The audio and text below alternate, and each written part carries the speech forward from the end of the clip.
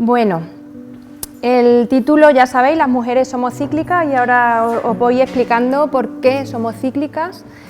Primero vamos a hacer un repaso histórico de dónde viene este concepto de la ciclicidad de las mujeres, y luego vamos a ver qué hay de cierto en eso, toda la parte biológica, todo eso lo vemos a continuación. El otro día estaba buscando en internet, estaba con la cosa esta de que no recordaba bien cómo es el tema de las rotondas, cuál coche entra antes, cuál entra después, tal, y se me ocurre ponerlo en el Google y pongo ¿quién ent? Veis que no llevo ni la décima parte de la frase y me salta lo primero lo que yo buscaba. Y digo, jolín, ¿y cómo saben esto los de Google? Qué pasada, ¿no? Bueno, yo pensaba que esto que salía primero era porque tú habías buscado antes algo relacionado con eso y por eso Google ya te lo coloca, pero un amigo informático me dijo que no, que eso es lo más buscado en ese día en Google con esas letras, ¿vale? Es decir, lo primero que te salta es lo más buscado en Google con ese inicio, en ese día, ¿vale? Si os fijáis, bueno, pues yo iba a buscar eso y millones de personas habían hecho lo mismo que yo. En segundo lugar, os fijáis que lo siguiente más buscado era quién entra en mi Facebook. En tercer lugar, quién entrena al Manchester City. Y en cuarto lugar, lo veis, ¿no? Lo que pone, ¿no? ¿Quién entiende a las mujeres? O sea, que miles de personas ese día estaban buscando eso.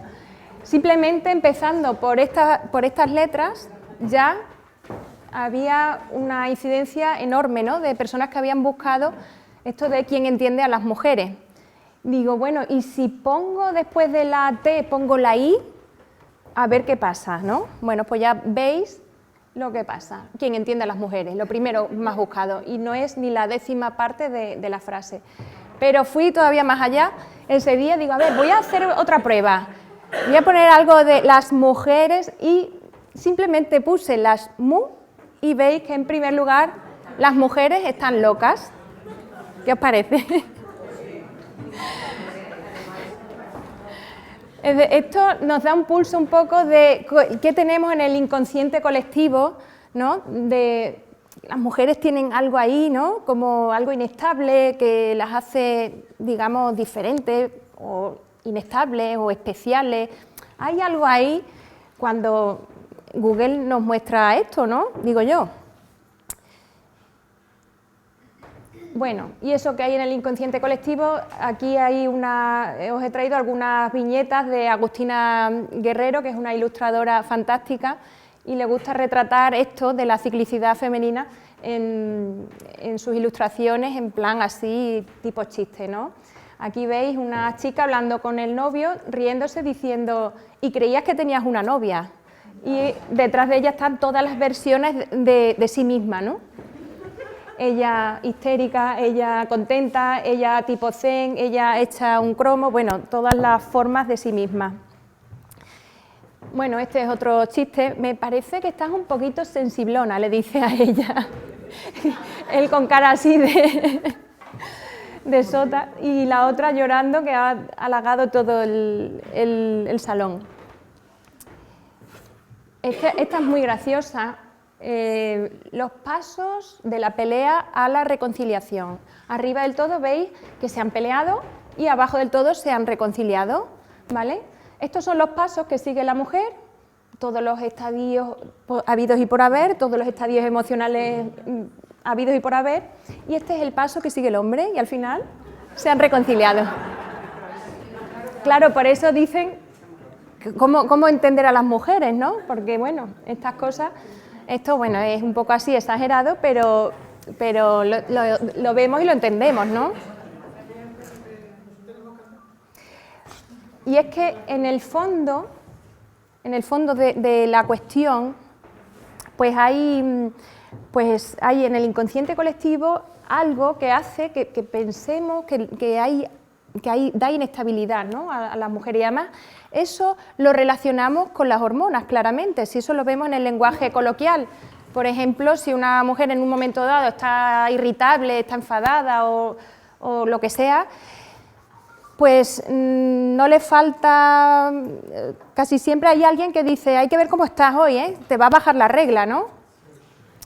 Si esa misma mujer está alrededor de la menopausia, lo primero que le van a soltar, hay que ver cómo estás, ¿eh? Estarás menopáusica ya. Es decir, eso está muy metido hasta incluso en el lenguaje cotidiano, ¿no? Hay algo en las mujeres pues que como que nos hace inestables, según el inconsciente colectivo, no significa que esto sea verdad, ¿vale? Pero que además lo asociamos a las hormonas. Una cosa muy graciosa es cuando viene a lo mejor alguna mujer a la consulta y me dice, aparte de lo suyo, me dice, ay, pues a mi hija le ha bajado la regla, qué pena. Digo, como que qué pena ya con la regla. Qué desastre, ¿no? Que ya mi hija empiece con esto. Tiene la hija 12, 13 años, la edad normal de la regla, y le da pena eso. Pero es que esta misma mujer, cuando se le va la regla, hay que ver que se me ha ido la regla, qué pena. Es decir, nos da pena que venga, nos da pena que se vaya. El caso es que hay algo ahí como que molesta, ¿no? Entonces, todo esto, ¿realmente de dónde viene? ¿De dónde viene todo esto que tenemos en el inconsciente colectivo? Pues nos tenemos que remontar nada menos que a la antigua Grecia. En realidad, toda la civilización occidental, los pilares de la civilización nuestra están en la antigua Grecia, en esto también. Así que nos vamos a la antigua Grecia, vamos a hacer un poco de historia de todo esto. Y cuando entendamos un poquito de la historia de esto, luego nos vamos a meter en la parte biológica y vamos a ver qué de cierto tiene todo esto que está, este misterio de las mujeres. Por cierto, no sé por qué no me salen todas las diapositivas que tenía aquí. Bueno, tenía otra de Stephen Hawking, como se ha muerto ahora. Puse Stephen Hawking y puse a continuación la M, o sea, la y la letra M. Y me salió en primer lugar la muerte, porque claro, se ha muerto ahora, pues lo más buscado. Y en segundo lugar, solamente poniendo la M, me salía Stephen Hawking, la mujer es, ¿cómo era? Un misterio. Me puse a buscar un poco y fijaos, este hombre que es un astrofísico, que ha estudiado el universo como nadie, que yo no sé cuántos doctorados y cuántos títulos y cuántas cosas ha descubierto este hombre, una mente privilegiada. En una ocasión le preguntaron qué es lo que más te intriga del universo, porque claro, el universo es imposible conocerlo y todo lo que se conoce del universo, todo eso lo sabe él, ¿no? Y le preguntan en una entrevista, ¿qué es lo que más le intriga del universo? Adivinad qué respondió. 2 palabras. Las mujeres. Entonces él dice que las mujeres como que no las entiende, que esto es como un misterio, es decir, es una cosa, hasta el mismo astrofísico, esa mente privilegiada no nos entiende. Me ha dado pena que no haya podido venir el hombre a esta charla porque se lo iba a explicar yo, el misterio de las mujeres, ¿no? Bueno, pues nos remontamos a la historia de todo esto, de esta inestabilidad, este misterio, esta cosa rara que tenemos las mujeres. ¿De dónde nos viene, no? Bueno, pues en la antigua Grecia, Hipócrates, que era un filósofo griego y además era médico, este decía que el útero se mueve por el cuerpo de la mujer y ese útero, moviéndose por el cuerpo de la mujer, causaba enfermedades en ese desplazamiento. La palabra histeria viene del griego de útero, es decir, la histeria ya se asoció a algo característicamente de las mujeres. Voy a ir hablando un poco de la historia y vais a ver que todos los que han estudiado a las mujeres, todos son hombres. Entonces, claro, no sé, podía haber habido alguna mujer que estudiara todo esto, pero siempre todo lo relativo a las mujeres lo han estudiado hombres.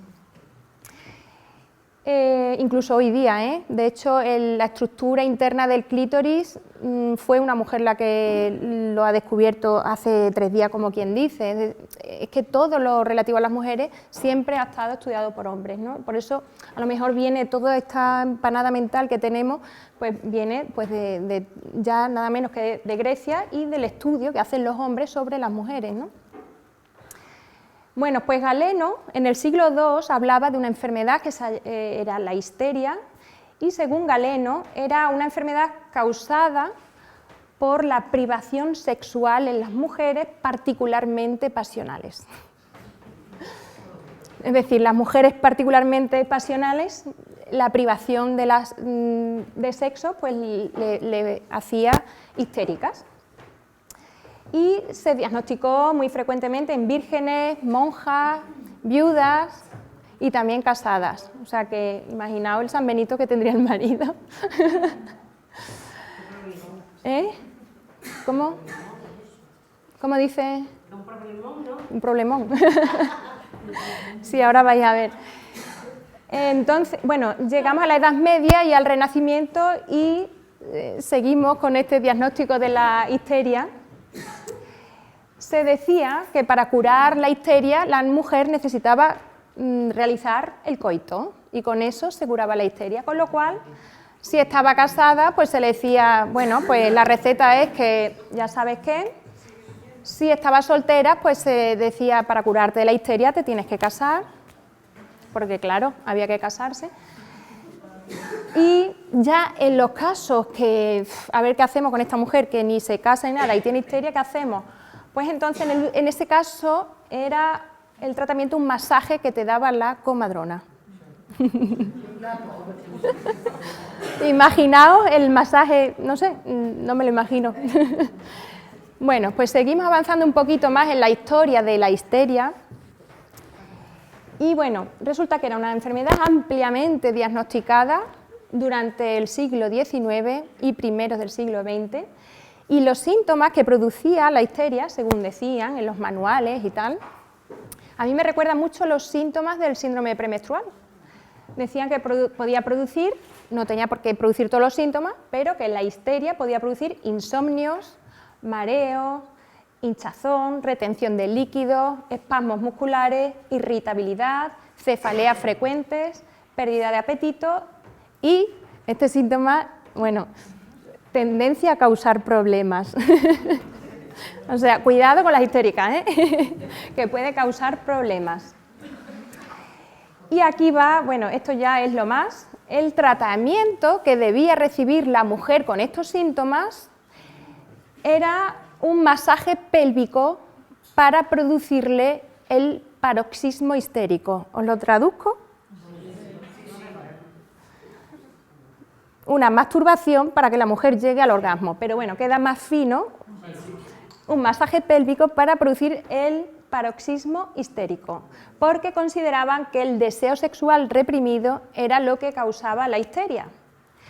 Y bueno, y ya cuando llega la electricidad, porque imaginaos, un médico, era el médico el que daba el masaje, y claro, imaginaos si tenía una cola de 10 mujeres con histeria, ¿cómo acabaría la mano de ese hombre? Eso debe ser bastante sacrificado, con lo cual, ya con el invento de la electricidad, pues inventaron una cosa que se llama vibrador. Qué bien, ahora con el vibrador podemos curar a las mujeres con histeria y ya no nos dejamos la mano ahí, ¿no? Y ahí aparece el vibrador, ¿vale? Y a primeros del siglo XX, esto es un recorte de un periódico de 1918, lo podéis ver en Wikipedia, es que no lo vais a ver porque está muy chiquitito, pero bueno, vienen varios artilugios, varios electrodomésticos y entre ellos está el vibrador. Ya con la modernidad, como ya teníamos electricidad en las casas, pues mira, ya el detalle ya de que puedes llevarte el vibrador a tu casa y te curas de la histeria. Un detallazo. Fijaos de dónde viene toda esta historia. Claro, O sea, la mujer se ponía enferma porque tenía un deseo sexual reprimido y había que producirle orgasmo para curarla de eso, ¿no? Según todo lo que viene desde la antigua Grecia hasta aquí, que estamos hablando de primeros del siglo... este anuncio es de 1918, ¿vale? O sea, toda la historia se ha visto así a las mujeres, ¿no? Eso sí, por supuesto, todo esto estudiado por hombres. Es que nunca hubo mujeres que explicaran un poquito las cosas, entonces yo creo que ahí es donde falló mucho la historia, ¿no? Entonces, pues eso, hay una expresión muy fea, me da vergüenza así decirla, pero ahora la entenderéis de dónde nos viene, en el lenguaje coloquial más feo, más burdo y todo eso. No sé si habéis escuchado alguna vez, ¿sabes lo que estás mal follado? ¿No? Ya sabéis de dónde viene. Es que todo se va pasando de generación en generación. Entonces, bien, ¿qué hay de verdad en todo esto? ¿Qué hay de mentira? ¿Qué es esto de que las mujeres tenemos este misterio, que somos tan cambiantes, que tenemos una inestabilidad? ¿Qué hay ahí desde el punto de vista biológico? Entonces, quiero abordarlo desde el punto de vista biológico. Eso sí, antes de meterme en explicar todo esto desde el punto de vista biológico, decir que no solamente somos biología, ¿vale? Yo voy a explicar la parte biológica, pero somos seres que tenemos cuerpo, mente y un entorno social, y podemos enfermar bien por el cuerpo, por la mente o por el entorno, nos puede hacer enfermar o estar en salud, ¿no? Es decir, yo ahora voy a tratar de explicar qué hay de cierto en toda esta historia, pero desde el punto de vista biológico. No me vale que ahora salgáis de aquí diciendo, bueno, hoy estoy así, pero porque las hormonas las tengo... No, las hormonas es una parte y vamos a tratar de explicar la parte de las hormonas, ¿vale? Lo que más nos diferencia a los hombres de las mujeres, aparte de lo más evidente, ¿no? Los genitales, los caracteres sexuales secundarios y todo esto, aparte de lo más evidente, hay una diferencia muy grande que nos trasciende incluso a la forma que tenemos de ser, de comportarnos, y es que las mujeres somos cíclicas en gran parte de nuestra vida, ¿vale? Y los hombres, sin embargo, son lineales. Entonces, pues por eso, pues los chistes que hemos puesto al principio, pues muchas veces no nos entendemos en la forma de cómo nos comunicamos y todo eso. De ahí viene el que no nos entienden, que no nos entendemos y todo eso, ¿no?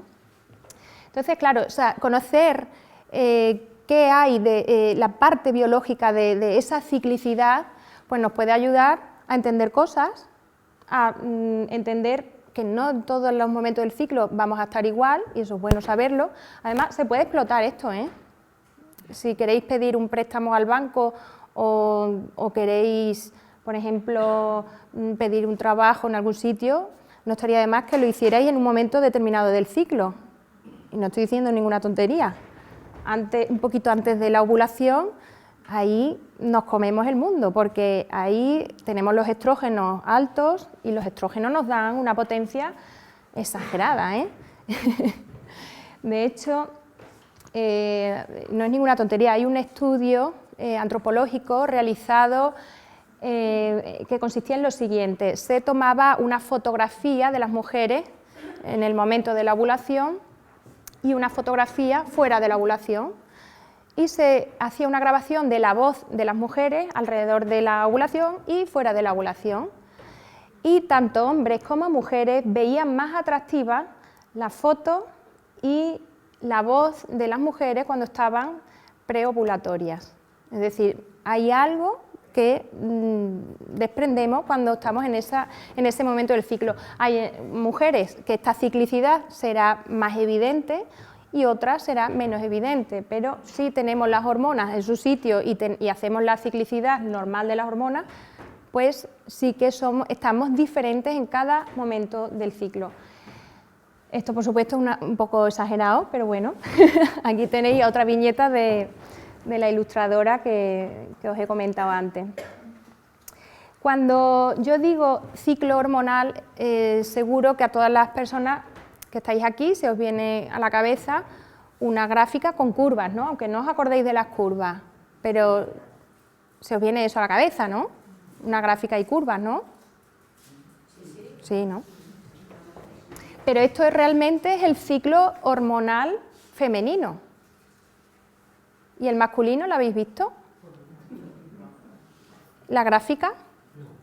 ¿Y por qué no se representa en gráfica el ciclo hormonal masculino?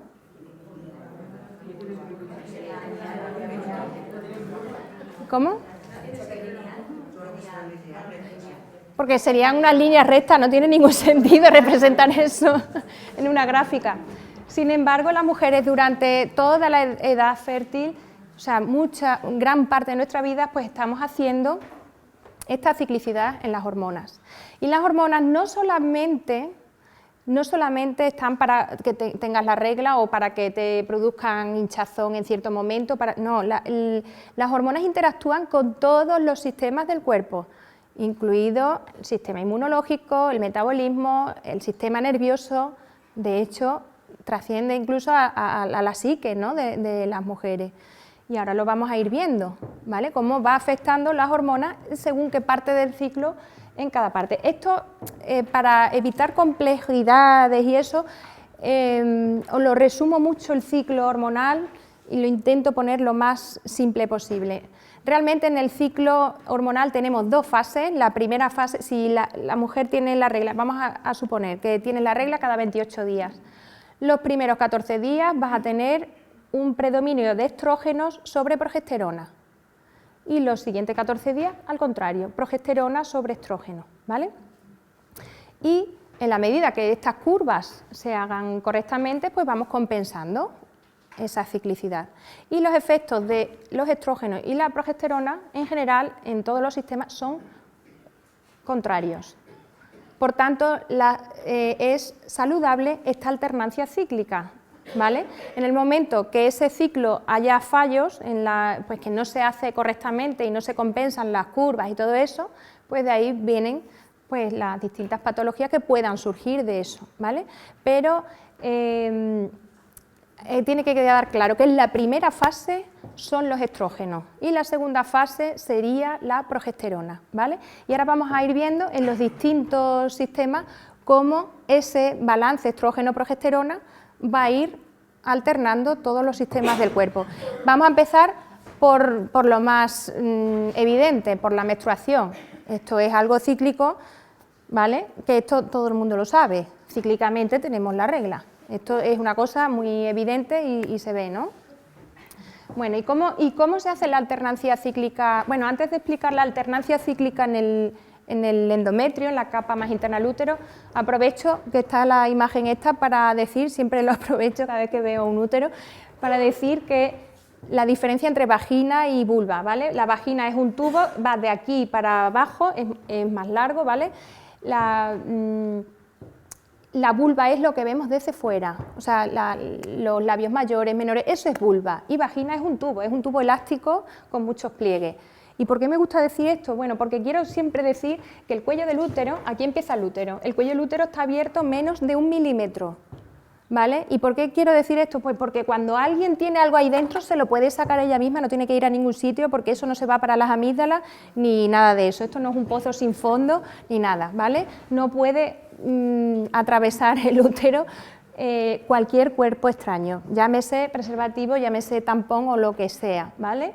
Es decir, cualquier mujer puede extraerse cualquier cosa de la vagina sin necesidad de recurrir a ningún profesional ni nada de eso, porque eso de la vagina no pasa, ¿vale? También lo digo por las que estén embarazadas, cuando a lo mejor en algún momento se requiere poner un espéculo, y eso no le hará daño al bebé, no, porque el espéculo va aquí, en la vagina, y el bebé está ahí, y esto está cerrado, o sea que no hay ningún problema para meter un espéculo, ¿vale?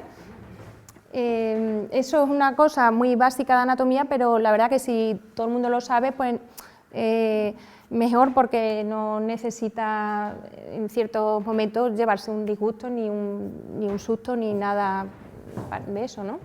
Bueno, vamos a las hormonas otra vez. La alternancia cíclica en el útero se produce fundamentalmente aquí en la cavidad, en el endometrio, el tejido de dentro del útero es el endometrio y cíclicamente se engruesa y se descama, que esa sería la regla, ¿vale?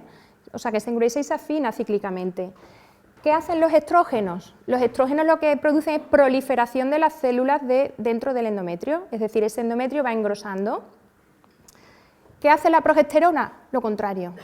Si los estrógenos proliferan las células, la progesterona no las prolifera y lo que hace es fijar ese endometrio ahí para que no se vaya, ¿vale? Añadir secreciones, por si se produce un embarazo, pues se añade una serie de secreciones importantes para la anidación.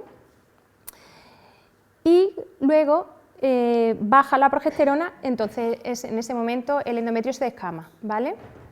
Es decir, estrógenos engruesan, progesterona no proliferan células y bajada de progesterona descamas el endometrio. Cuando llega la menopausia, como ya no, los estrógenos caen en picado, como ya no hay estrógenos suficientes, pues ese endometrio se queda siempre finito porque las células no proliferan, ¿vale?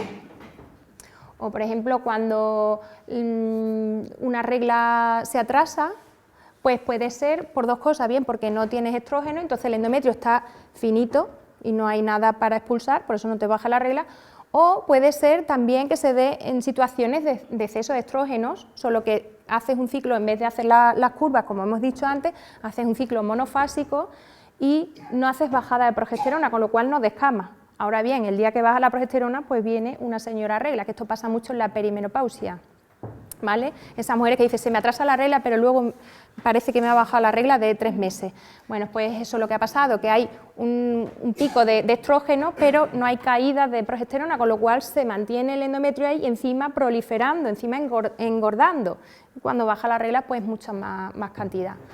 Por ejemplo, los DIUs estos que se ponen hormonales, que en realidad son progesterona sintética lo que llevan. La progesterona, como hemos dicho, es lo contrario de los estrógenos, que no proliferan las células, no engruesan el endometrio. Por eso los DIUs hormonales, cuando los pones aquí, pues tiene al endometrio a raya, no deja que se engruese, ¿vale? Está constantemente ese endometrio en estímulo de la progesterona. Como no hay estrógeno ahí, pues no hay proliferación celular, ¿vale? Por eso es importante cuando una mujer tiene un DIU hormonal, decirle que eso no significa que tenga la menopausia es otra cosa. La menopausia es que los ovarios dejan de funcionar y ya no hay estrógeno, ¿vale? Cuando tienes un DIU hormonal, lo único que estás haciendo es que el estímulo que estás dando dentro de la cavidad uterina es constantemente el estímulo de la progesterona, ¿vale? ¿Se entiende? Bueno, en el sistema nervioso central también, es que no sé por qué no están todas las diapositivas. Esto es lo que os he dicho de Stephen Hawking, que puse Stephen Hawking la M, ¿no? Entonces me aparece lo primero la muerte, porque se ha muerto ahora, entonces es la noticia más buscada, pero lo siguiente, la mujer es un misterio. Bueno, pues en el sistema inmunológico, ¿qué sucede? Los estrógenos aumentan la vigilancia inmunológica. La progesterona, ¿qué hace? Pues lo contrario, baja la vigilancia inmunológica. ¿Qué es mejor? ¿Tener el sistema inmunológico más vigilante o tenerlo más bajo? ¿Qué es mejor? Equilibrado, exactamente. Es decir, si tienes mucha vigilancia inmunológica, vas a favorecer las enfermedades autoinmunes, tampoco nos interesa, ¿no? Es decir, vas a hacer que el sistema inmunológico luche contra tu propio cuerpo. Si tienes baja vigilancia inmunológica, vas a coger fácilmente, porque tienes las defensas bajas, vas a coger fácilmente cualquier cosa, ¿no? Cualquier infección. Entonces, lo ideal es pues el punto medio, pero nosotras, como no estamos siempre así, pues lo que hacemos, vamos alternando. En la primera fase del ciclo, más vigilancia inmunológica, segunda fase del ciclo, baja la vigilancia inmunológica. Esto tiene todo su sentido, porque claro, la segunda fase del ciclo es cuando ya, si hay embarazo, es cuando ya te has embarazado. Si te has embarazado, la vigilancia inmunológica tiene que bajar para evitar que tu sistema inmunológico pues, se cargue el propio embarazo, ¿no? ¿Se entiende, no? Una de las teorías más aceptadas de por qué las mujeres somos más longevas está precisamente en los estrógenos, porque tenemos estrógenos y los estrógenos nos mantienen mayor vigilancia inmunológica. Si hay más vigilancia inmunológica, por un lado, pues vamos a ser más longeva, pero por otro lado, las enfermedades autoinmunes sabéis que son más frecuentes, mucho más frecuentes en mujeres que en hombres, ¿no? Por la misma cosa que nos llevamos un beneficio, pues también tenemos eso, ¿no? Eso en contra. Pero bueno, lo ideal sería esa, otra vez, la alternancia cíclica. Más vigilancia, menos vigilancia, porque es bueno que las dos se compensen. Si tenemos más vigilancia todo el tiempo, pues vamos a tener más enfermedades autoinmunes. Lo contrario, poca vigilancia todo el tiempo, pues vamos a enfermar de cualquier infección con más facilidad, ¿vale? El sistema nervioso central, esto es muy importante. También actúan en el sistema nervioso central los estrógenos y la progesterona, ¿vale? Esto es súper complejo, todas las acciones que hay en el sistema nervioso central, pero lo resumo de una manera muy sencilla. En general, los estrógenos son estimuladores neurales, la progesterona, al contrario, inhibidores neurales, ¿vale? De manera que los estrógenos nos mantienen con más energía, más... pues eso, como veis en la imagen esta de aquí, va llegando la ovulación y estamos que nos comemos el mundo, ¿no? Y luego ya en la segunda fase del ciclo, bueno, en este caso está un poco exagerado, ¿no? En la segunda fase del ciclo lo que estamos con más calma, ¿vale? Que no irritabilidad, es más calma. Cuando hay irritabilidad es porque no tenemos suficiente progesterona en la segunda fase del ciclo.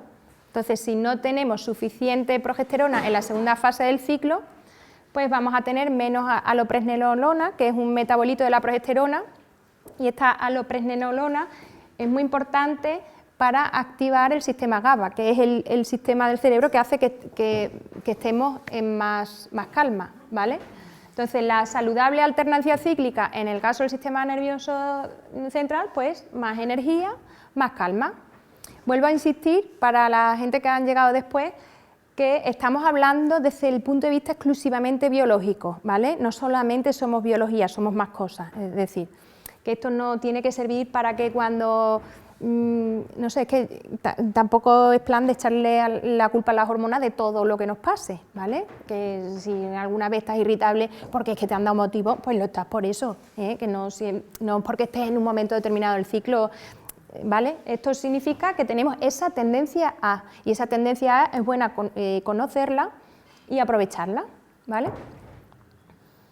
En cuanto al metabolismo, pues también hay otra alternancia. El metabolismo se divide en anabolismo y catabolismo. Anabolismo es formar moléculas complejas a partir de moléculas sencillas. Por ejemplo, a partir de glucosa formamos glucógeno y guardamos eso, ¿no? Bueno, pues los estrógenos favorecen el anabolismo. Sin embargo, el catabolismo es lo contrario. Moléculas complejas las transformamos en más sencillas. Por ejemplo, el glucógeno lo pasamos a glucosa, ¿vale? Y eso es el catabolismo, y eso lo hace la progesterona. Claro, porque si ha habido un embarazo en esa segunda fase del ciclo, pues tenemos que tener en el torrente circulatorio, pues digamos, cosas que le puedan nutrir al propio embarazo, ¿no? En cuanto al balance de los líquidos, pues nuevamente más de lo mismo. Los estrógenos estimulan el sistema renina-angiotensina-aldosterona, favoreciendo la retención de líquidos. La progesterona, al revés, quita la retención de líquidos. Y diréis, bueno, ¿y entonces por qué, si la progesterona favorece la no retención de líquido, por qué en la segunda fase del ciclo se hinchan algunas mujeres? Pues precisamente porque no hay suficiente progesterona. No estamos compensando suficientemente los estrógenos que hemos tenido en la primera fase del ciclo. Entonces, si la progesterona se queda corta, pues ¿qué nos pasa?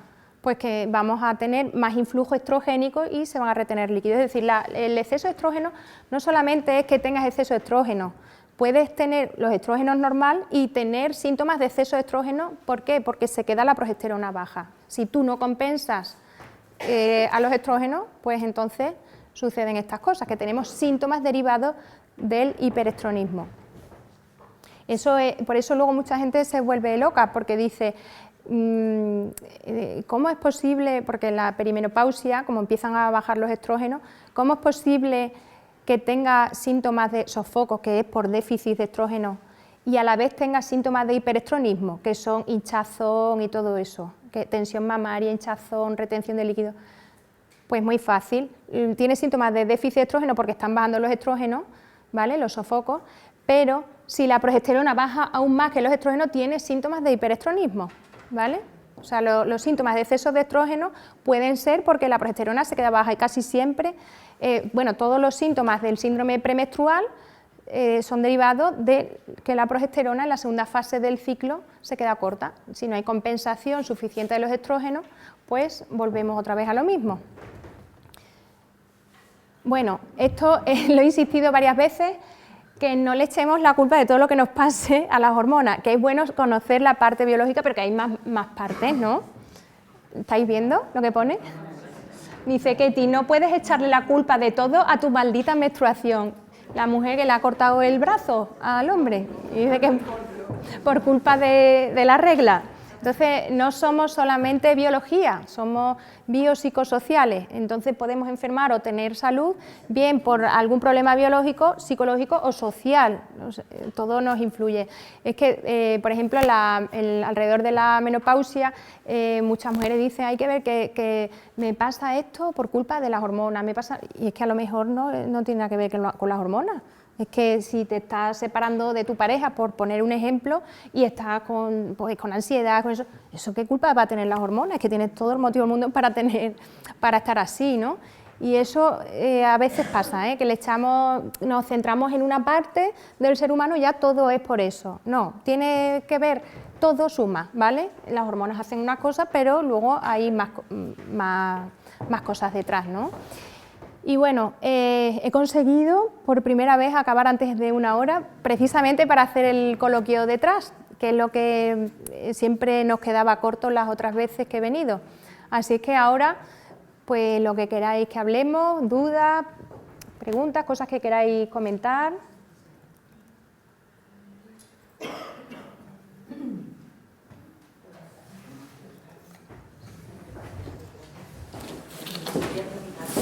¿Y las emociones influyen o afectan a las hormonas, alteran las hormonas? Todo. A ver, todo está interconectado. No somos un cuerpo por un lado, una mente por otro. Los sistemas del cuerpo están todos interconectados. Entonces, todo influye a todo. Hay que ver al individuo en su totalidad. Entonces, por supuesto, el estrés intenso puede incluso hasta retirarte la regla. O sea, las emociones, claro, que inciden en las hormonas y al revés, las hormonas y las emociones, que está todo de ida y vuelta, está todo interconectado. ¿No hay planos de influencia? Por ejemplo, la mente influye más en las hormonas que... No, una cosa influye a la otra y la otra a la una.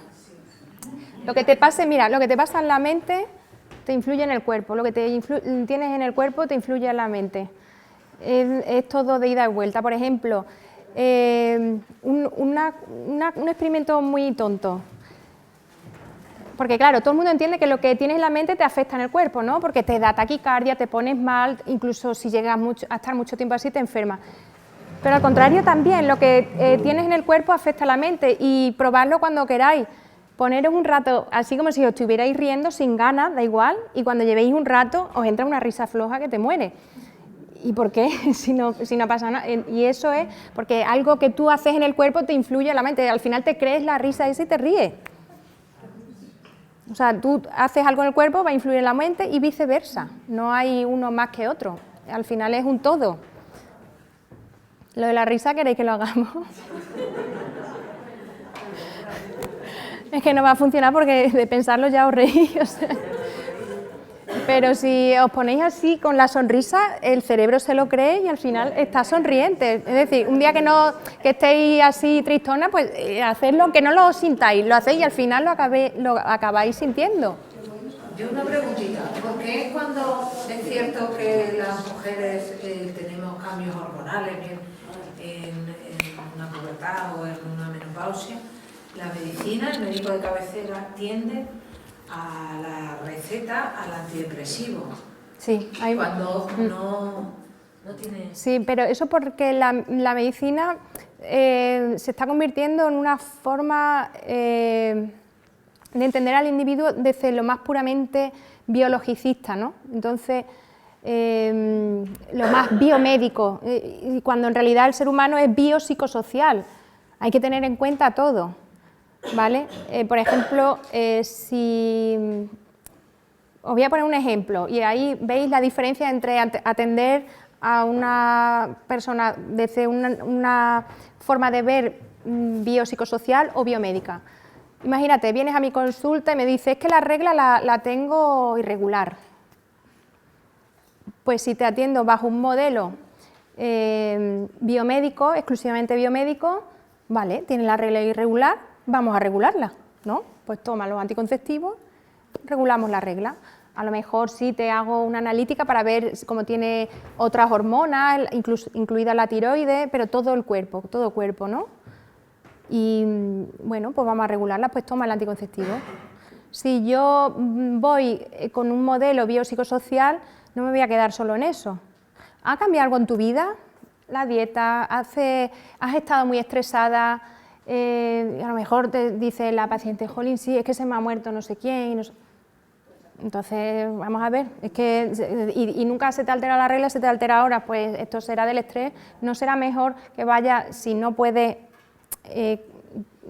ponerte bien tú a ti misma, pues si tienes que ir a una psicóloga, pues ahí puedes obtener la solución. No vamos a poner un anticonceptivo, por ejemplo, ¿no?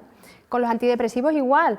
Hay un momento en el que, pues por lo que sea, estás más ansiosa, más lo que sea, si en la consulta solo vas a estar 5 minutos con una paciente, pues ¿qué va a pasar? Con la presión esta asistencial, claro, en 5 minutos, ¿qué vas a hacer? Pues toma un antidepresivo o toma un ansiolítico.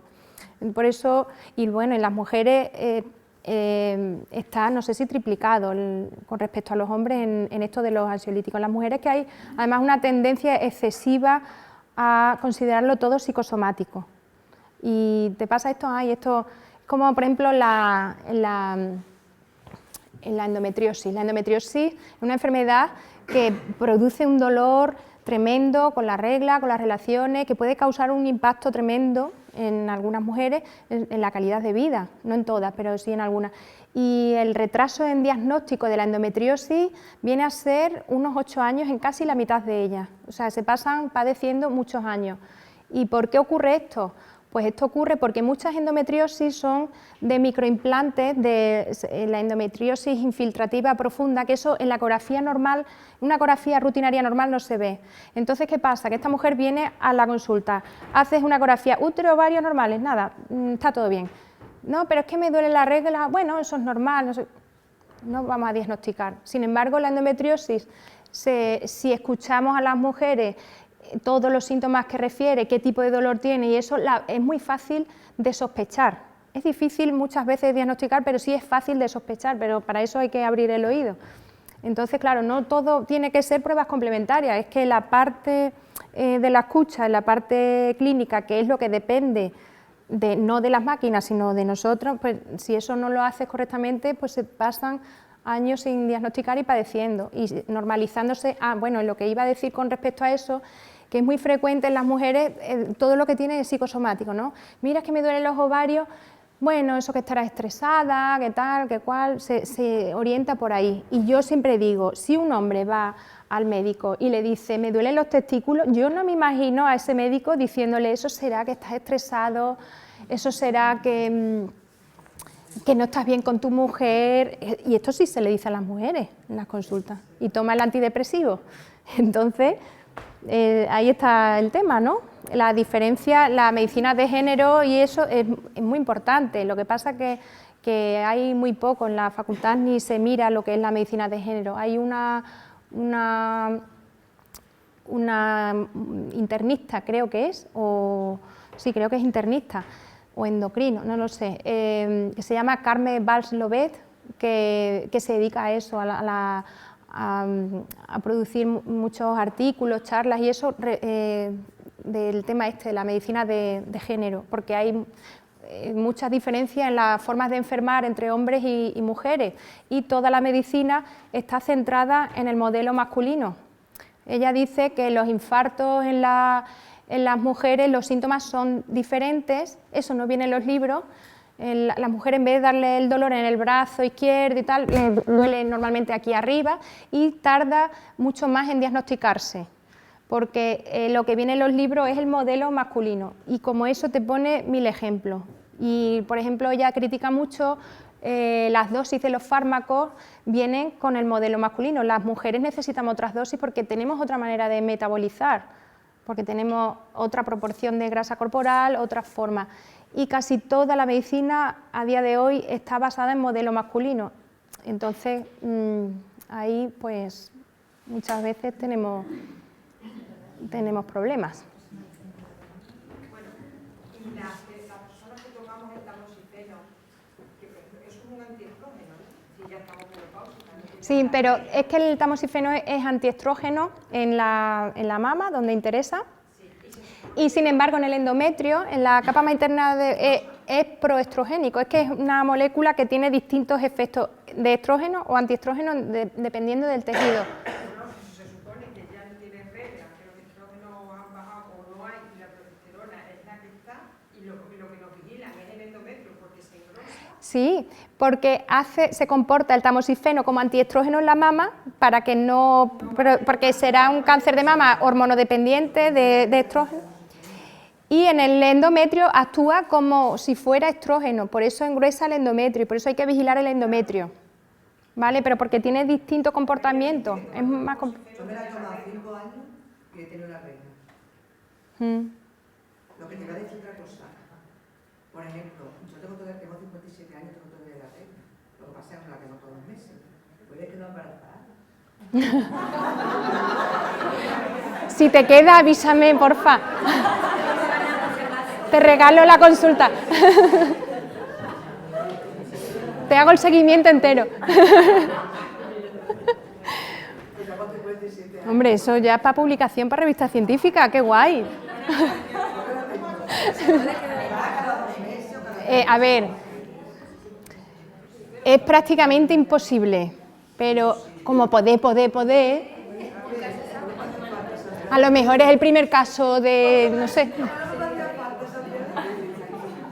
A ver, aunque tengas la regla, se supone que hay actividad hormonal y que el ovario trabaja y todo eso. Lo que pasa es que aunque trabaje el ovario y ovules y todo eso, los ciclos suelen ser que no llega a producirse bien la ovulación o si se produjera la calidad del óvulo es horrorosa. Sí, son ciclos anovulatorios seguro, que vamos. Hay un desorden de las curvas que hemos dicho.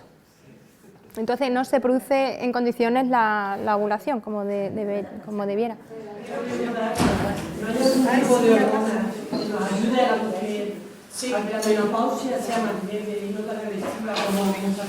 Sí, claro. La terapia hormonal sustitutiva. Lo que pasa que, bueno, ya como todo, sus pros y sus contras. La terapia hormonal sustitutiva, claro que te quita todos los síntomas de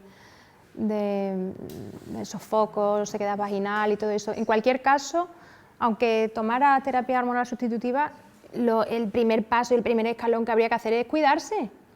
Quiero decir que a lo mejor una persona pues no cuida su dieta, no le da el sol, con lo cual no sintetiza vitamina D para los huesos, no hace ejercicio, si no haces nada, eso debería ir ya por delante, los autocuidados, una dieta equilibrada, ejercicio y que nos dé el sol, porque esto de la vitamina D es que a todo el mundo le falta, que yo no sé, la carencia que tenemos. Y sin vitamina D no puede, sin vitamina D el hueso no se descalcifica más fácilmente. Claro, entonces las recomendaciones básicas por delante. Y luego ya en los casos en los que hay una alteración, un impacto muy negativo en la calidad de vida, a pesar de las medidas estas iniciales, si una mujer no puede dormir, claro, si le está impactando mucho la calidad de vida, la menopausia, se puede poner un tratamiento, por supuesto que sí, siempre y cuando no haya ninguna contraindicación, que hay algunas mujeres que no pueden tomar terapia hormonal sustitutiva, pero si se descartan todas las posibles contraindicaciones y no hay contraindicación ninguna para que lo tome, se puede pautar durante un tiempo, claro que sí. Pero es poco habitual, que lo mantéis. ¿Cómo? Antes se mandaba muy alegremente a todo el mundo, además llegaba a la consulta y menopausia, toma, terapia hormonal, es que no se planteaba otra cosa. Luego salió un estudio que decía que aumentaba el riesgo de cáncer de mama, la terapia hormonal sustitutiva. Luego salió otro diciendo que no es para tanto, que aumentaba un poquito el riesgo de cáncer de mama, porque realmente ese estudio que salió tan excesivo, ¿no?, de que había un aumento muy drástico en el cáncer de mama, se hizo con estrógenos equinos y dando terapia hormonal sustitutiva más de 5 años. Entonces, las indicaciones que se hicieron después es que un máximo de 5 años, y por supuesto los estrógenos sintéticos que hay hoy día no son los de antes con los que se hicieron aquellos estudios. Y por supuesto, como todos los fármacos, tiene sus posibles efectos secundarios, sus riesgos y todo, ¿no? Pero que hemos pasado en eso un poco del 0 al 100, de recomendarlo a todo el mundo, a que ahora no lo recomendamos a nadie. Eso hay que individualizar cada caso. ¿Es normal entonces que una mujer menopáusica tenga un exceso de estrógeno? Sí, puede haber hiperestronismo. Me explico, sobre todo, por ejemplo, cuando hay sobrepeso,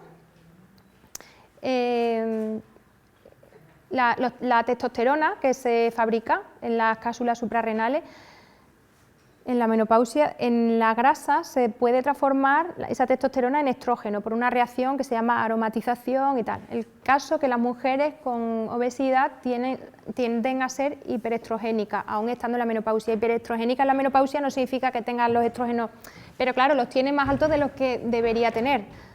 Entonces, sí que favorece pues, cosas relacionadas con el hiperestronismo, la propia obesidad en la menopausia. O sea, puede ser un problema. Sí, puede haber, sí, de todo lo que deriva del hiperestronismo. Casi todas las enfermedades relacionadas con la ginecología, no todas, pero sí casi todas están relacionadas con exceso de estrógeno. Y más hoy día con la que tenemos, ¿no?, con los disruptores endocrinos. No sé si sabéis lo que es eso, ¿no? Bueno, los disruptores endocrinos, no quiero causar alarma social, pero bueno, os lo cuento.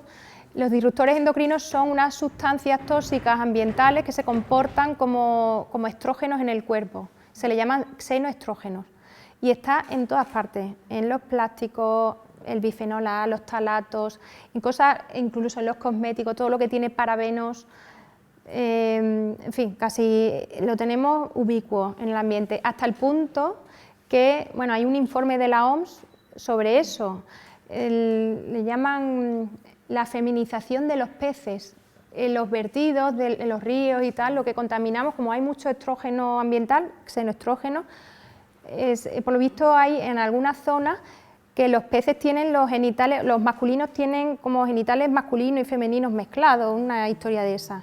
Le llaman la feminización de los peces. Esto está dentro de un informe de la OMS, ¿vale? Que ellos cuando hacen un informe pues, está muy bien estudiado. Y esos son, pues por eso quizás haya tanta incidencia de enfermedades relacionadas con el hiperestronismo, porque estamos expuestos a estrógenos sintéticos constantemente a través de los disruptores endocrinos. No estrógenos sintéticos, se llaman xenoestrógenos, que son unas moléculas que se comportan como estrógenos en el cuerpo. Hasta incluso la tinta esta cuando te dan un café, la tinta del ticket, que se quita fácil, eso tiene mucho bifenol A, por ejemplo.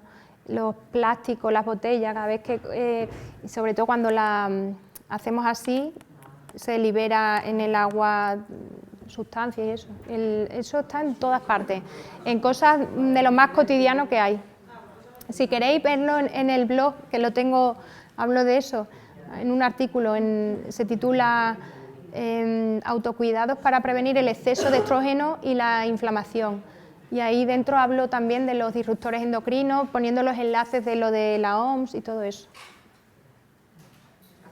Anda que os he puesto el cuerpo bonito ahora mismo.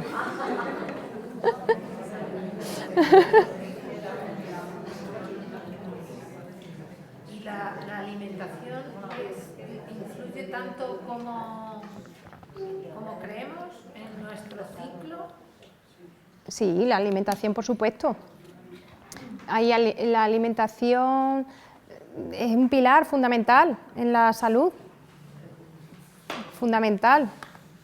De hecho, de eso va el artículo que os he dicho, que los autocuidados para prevenir el exceso de estrógeno y la inflamación, precisamente hablo mucho de los tipos de dietas que evitan el exceso de estrógeno y evitan la inflamación, que son las dos cosas que están en la base de casi todas las patologías ginecológicas. O hay detrás un proceso inflamatorio o hiperestrogénico o las dos cosas. Entonces, si hacemos dieta que prevenga ese exceso de estrógeno o esa inflamación, pues mejor salud vamos a tener, por supuesto. Mira, yo te voy a decir que mi abuela decía que tu medicamento sea tu alimento. Sí, es cierto. Somos lo que comemos. O somos lo que comemos, como dice. Mi abuela siempre lo decía. Sí, sí. Estando bien alimentado, hombre, y que tenga una patología, que tenga una enfermedad, pero... No, y si tienes una enfermedad, con más motivo tienes que cuidarte la alimentación, por supuesto. Siempre decía eso. Claro. Claro que sí. ¿Puede una patología del hígado provocar una hiperestrogenia si el hígado que sintetiza los estrógenos? Sí. El fracaso hepático, de hecho, produce hiperestrogenismo. Vosotros habéis visto los hombres que tienen cirrosis hepática, los que beben mucho, ¿qué les pasa? Que tienen tetillas, ¿no? Por el hiperestrogenismo que tienen. La próstata también se les joroba, pues por el hiperestrogenismo también. No solo a las mujeres, a los hombres también, porque el hígado es importante que funcione bien para eliminar los estrógenos.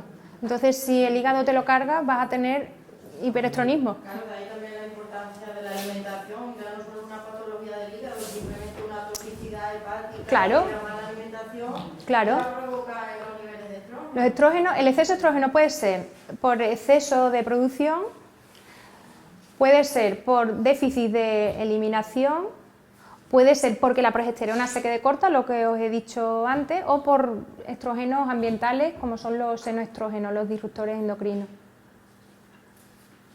Y con la dieta se resuelven muchas de las cosas de las que acabé de decir. Pero con una buena dieta.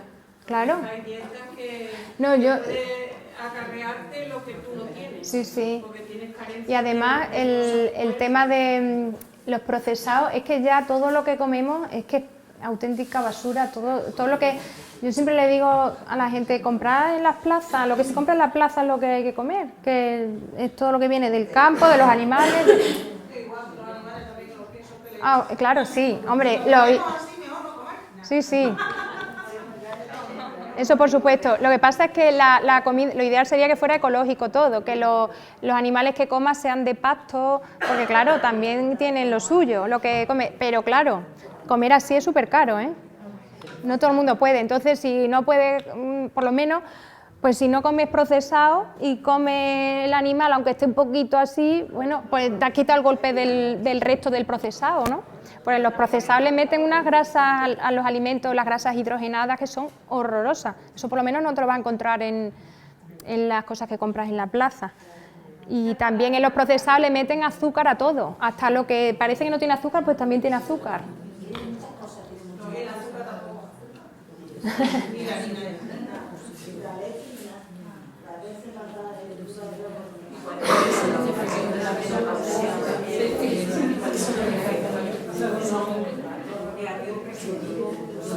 A ver, me preguntan cuáles son los efectos de la menopausia. A ver, cada mujer es un mundo, partiendo de la base. En general, a corto plazo, lo dividimos en a corto plazo y luego ya a largo plazo. A corto plazo, medio plazo, largo plazo. A corto plazo, irregularidades en el ciclo menstrual, bien por exceso de sangrado o por defecto. El defecto de sangrado no nos preocupa nada, nos preocupa el exceso, porque claro, si tienes hemorragia, pues eso hay que tratarlo. Pero el defecto de sangrado no es preocupante. Eso a corto plazo, ¿vale? El cambio de patrón de sangrado y los sofocos. Eso es lo primero que empieza a notar las mujeres que lo notan, porque hay mujeres que no, que se les va la regla y se les fue la regla. Luego, a medio plazo, la sequedad vaginal y en su último escalón sería la atrofia vulvovaginal, que la vagina se vuelve menos elástica, aparte de seca, menos elástica y bueno, puede causar problemas, sobre todo para las relaciones sexuales y también problemas urinarios se pueden producir. Y luego ya a largo plazo la enfermedad cardiovascular y la osteoporosis. Vamos, son cosas inherentes a la vida porque nos tenemos que morir, ¿no? Tenemos que ir deteriorando. El final es la enfermedad cardiovascular y la osteoporosis. Quiero decir, es que eso los hombres también, es que el propio envejecimiento, ¿no? Los hombres.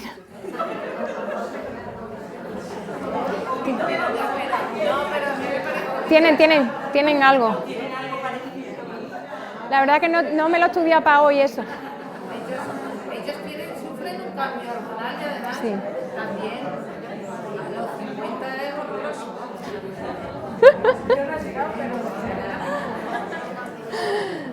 Claro, los hombres también, por supuesto. Lo que pasa es que sus síntomas son otros y no me pregunten mucho porque no me lo he preparado para esta charla, lo de los hombres.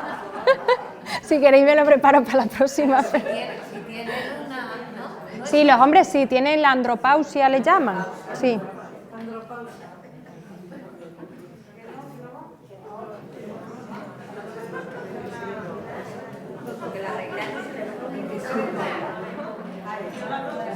La próstata, sí.